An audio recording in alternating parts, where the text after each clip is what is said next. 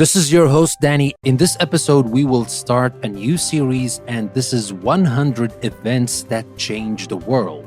In each episode of our 10 episodes from this series, we will talk about 10 events that changed the history of the world. So it's very exciting to learn about those most important events that really changed the world, starting from the very first beginning of the man discovers the fire and going all the way to our present day. So without further ado, let's start. First, let me tell you about the 10 events that we're going to focus on, or we're going to talk about today. The first event we're going to talk about is how man discovers the use of fire. The second event is the emergence of the wise man, or the Homo sapien. The third event is the invention of bows and arrows. The fourth event is the birth of agriculture. The fifth event is the first city, Çatalhöyük.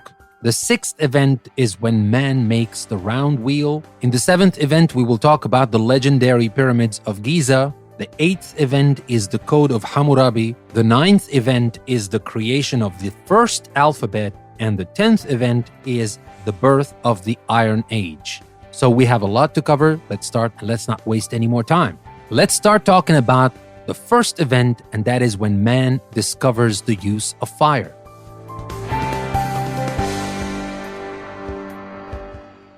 $1.4 million years ago, throughout millions of years, humans have evolved from a species largely at the mercy of nature to one that has managed and shaped its destiny. Learning to use fire was key to that process. The two earliest known examples of the deliberate use of fire occurred in today's Chezowanga, Kenya, and Swartkrans, South Africa, dating back 1.4 and 1.3 million years ago, respectively. When Homo erectus started to migrate from Africa to Asia, they began to use naturally occurring fires in order to adapt to colder climates. Later, around 7000 BC, Homo sapiens began making their own fires by using sticks or striking flint against pyrite to set a spark to dried grass that would erupt into flame. These traditional methods are still used by traditional peoples in Africa and Australia, as well as campers around the world. Fire served several functions for early man, the first and second being warmth and light. It also changed how humans ate, since cooked flesh was easier to digest and prevented diseases ingested through raw meat. As time went on, fire became a military tool.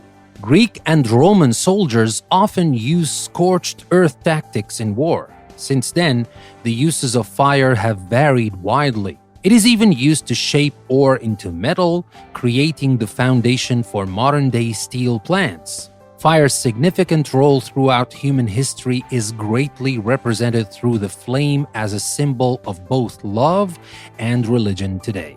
And now for the second event, the emergence of the wise man.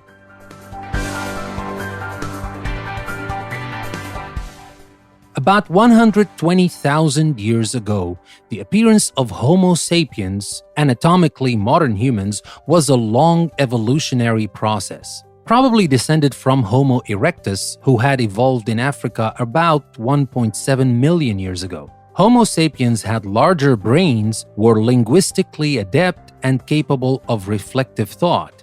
By the time Homo sapiens, meaning wise man, emerged from Africa some 120,000 years ago, they were already much the same as today's humans. During the course of 80,000 years, they traveled first to the Middle East around 120,000 years ago, continued on to East Asia by about 50,000 years ago, and then to Europe some 40,000 years ago. There, they encountered Neanderthals, classified alternatively as subspecies of Homo sapiens or a separate species descended from Homo erectus, whose brains were smaller in size but may not have been as well developed for speech and social skills dependent on speech. They died out or were assimilated into the dominant populations of Homo sapiens some 32,000 years ago.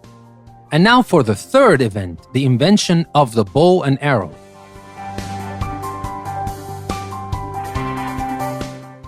Around 15,000 BC, The development of bow and arrow was a momentous advancement that allowed early hunters not only the safety of pursuing prey from afar, but also more accuracy and velocity than before.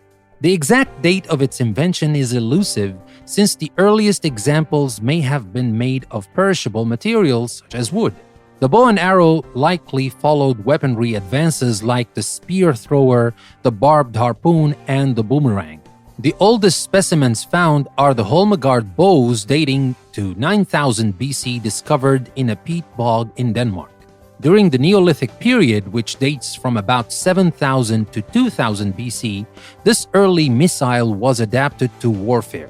In England, the remains of hill forts dating back 5,400 years show evidence of sustained archery attacks, including skeletons with embedded arrowheads. Neolithic cave paintings from Spain show hands of archers shooting at one another. Indeed, archery would be used in warfare for millennia. And now for the fourth event that changed the history of the world, that's the birth of agriculture. That happened about 9000 BC.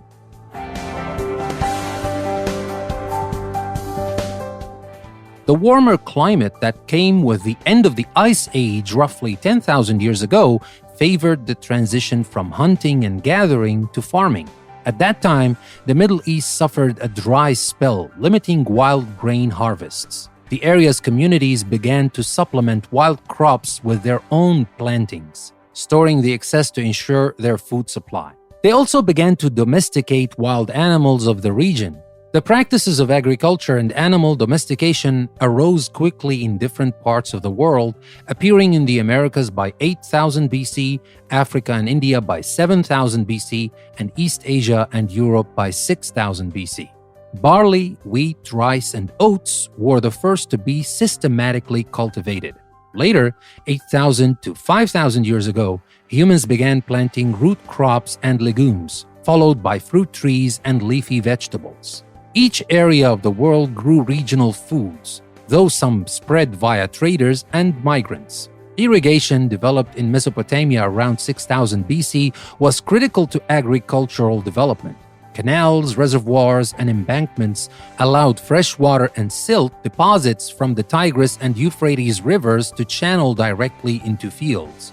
This increase made the soil more fertile, made farmers less dependent on rainfall, and paved the way for the development of cities. And here we go to the fifth event that we want to talk about in today's episode, and that is the first city, Çatalhöyük.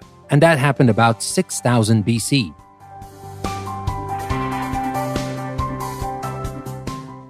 Perhaps not our idea of a metropolis. The settlement of Çatalhöyük in Anatolia, modern-day Turkey, is considered by many scholars to be the first city. Dating back about 9,000 years, Çatalhöyük, meaning fork mound in Turkish, consists of two dirt mounds near the Çarşamba River. Walter Fairservice Jr. was an American archaeologist, described it as a community at the threshold of civilization. In its day, several thousand people lived in Çatalhöyük, dwelling in flat-roofed mud brick houses that were packed closely together and ascended the slopes of the mounds. Çatalhöyük's citizens were shepherds, hunters, farmers, and gatherers of wild plants from the nearby marshes. They wove cloth, made baskets and pottery, and tanned leather. They also traded obsidian, a naturally occurring volcanic glass they gathered from volcanoes to the northeast and crafted into knives and tools. It is clear that Çatalhöyük had many of the trappings of urban life, including a barter economy, division of labor, social hierarchy, and private ownership of land. Brought to worldwide attention in 1961 by British archaeologist James Millard, Çatalhöyük continues to be excavated today. Its size and complexity are unparalleled. Many rooms include figurines, animal horns, religious shrines, and quite possibly the world's first known landscape art. And now for our sixth event, the round wheel. Man makes the round wheel. That happened about 3500 BC.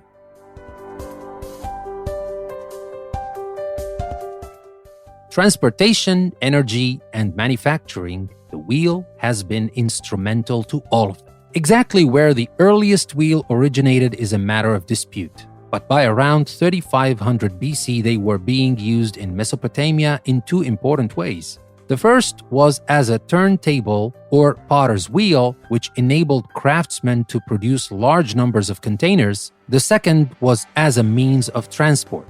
When equipped to a sledge, merchants could move large loads over long distances. Around 2000 BC, with the introduction of spokes and coupled with the strength of the domesticated horse, the wheel became a powerful tool of warfare via the chariot. The Hittites, whose empire was in parts of what are now Turkey, Syria, and Lebanon, were the first to use chariots in their military.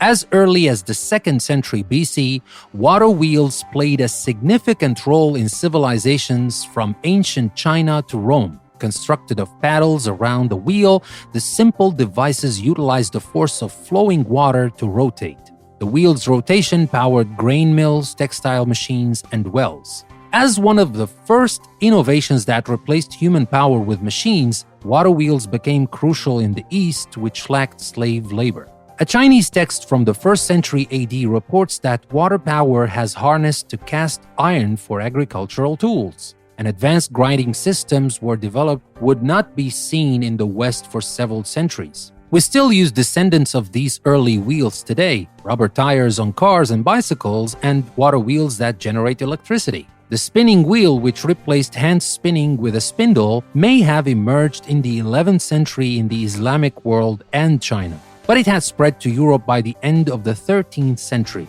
It was used for hundreds of years to create thread or yarn from wool or flax. In 1764, James Hargreaves, a British weaver and carpenter, invented the spinning jenny, which turned an ordinary spinning wheel into a multiple spool wheel that allowed the work of 8 people to be done by one. 15 years later, British inventor Samuel Crompton improved the jenny with its spinning mule, making it possible for one person to operate more than 1,000 spindles. At the dawn of the Industrial Revolution, the spinning jenny ushered in the era of replacing workers with more technologically advanced equipment, a trend that continues today.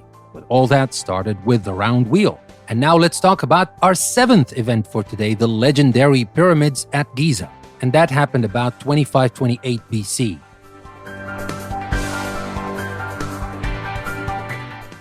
The pyramids at Giza still stand as perhaps the most remarkable feat of construction, engineering, and sheer organization of labor from the ancient world.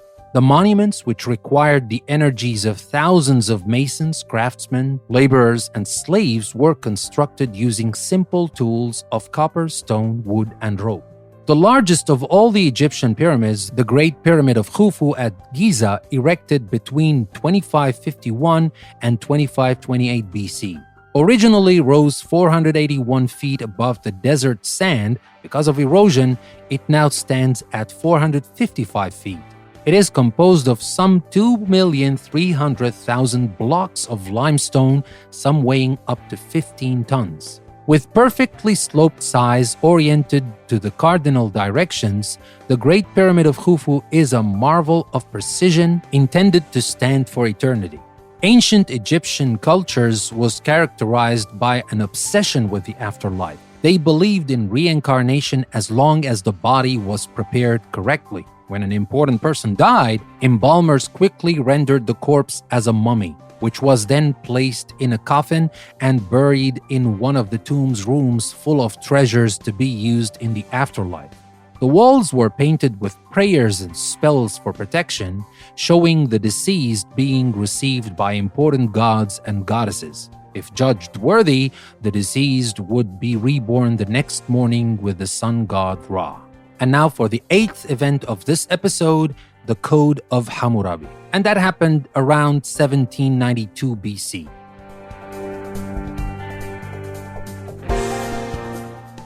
Hammurabi, who lived between 1810 and 1750 BC, is best known for the administrative and moral reforms he enacted when he took the throne of the Babylonian Empire around 1792 BC. Though not actually the earliest code of law from ancient Mesopotamia, it is the most extensive, More than 3,500 lines are inscribed on a slab of basalt stone standing almost 7.5 feet tall. It can be seen today at the Louvre in Paris, France. The code covers criminal and civil matters from murder to marriage and from trade deals to slavery disputes. Hammurabi's well-known law of retaliation, an eye for an eye, later echoed in the Old Testament, is actually an exception in a legal code mostly devoid of primitive retributive customs. The code empowered only men. As heads of households, they represented their families to the outside world. The code allowed them to sell their wives and children to pay debts. Men could engage in sexual relations with concubines, slaves, or prostitutes, while their wives would be condemned for adultery by drowning. The Code of Hammurabi was one of the first written works to promulgate behavioral mores for an entire empire, and despite the inequalities it contains, it influenced lawmakers for centuries. Indeed, Hammurabi is one of 23 lawgivers depicted in bas-relief in the chamber of the U.S. House of Representatives. And now for the 9th event that changed the history of the world, the creation of the first alphabet, about 1700 BC.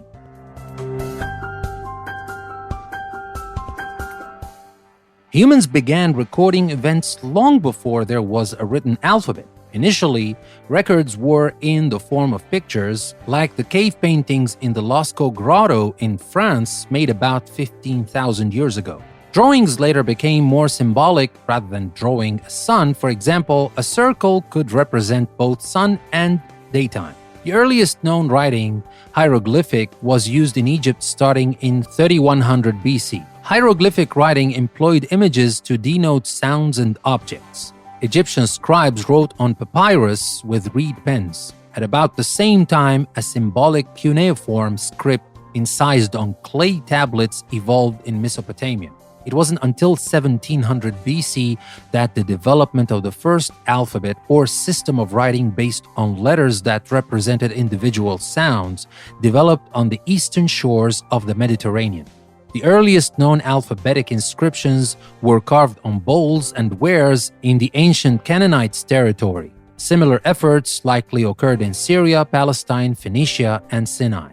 The early alphabetic script, still undeciphered today, is a precursor to the North Semitic script of Phoenicia, consisting of 22 letters written right to left. The Hebrews, Greeks, Romans, Arabians, Indians, and their modern cultural successors adapted the Phoenician script, making it the probable ancestor of almost all 46 alphabets used today. And now for our last event for today's episode. Obviously, we still have 100 events, right? We talked about the first 9, we have 10 now, and we still have 90. So don't go away, stick around, and you will learn about all these events in this series. But now we have the last event for today's episode, and that is the 10th event, and that is about the Iron Age, the birth of the Iron Age. Now that is about 1200 BC.